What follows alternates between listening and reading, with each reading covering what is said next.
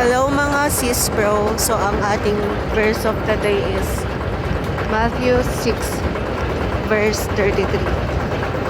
At ang sabi doon is, seek first the kingdom of God and His righteousness, and all these things shall be added unto you.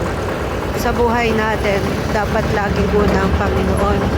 Dapat siya lagi yung priority natin. Dapat lahat ng gagawin natin is i-offer natin kay God for His glory, for His kingdom. We should put Him first above all things, above all else.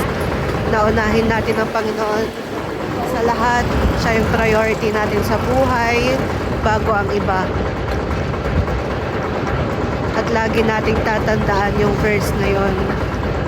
To put Him first, and all these things, all the righteousness will be added unto you. Kaya guys, lagi niyong tatandaan ha, that Jesus loves you, Jesus loves us. Yun lang. Have a good day and God bless.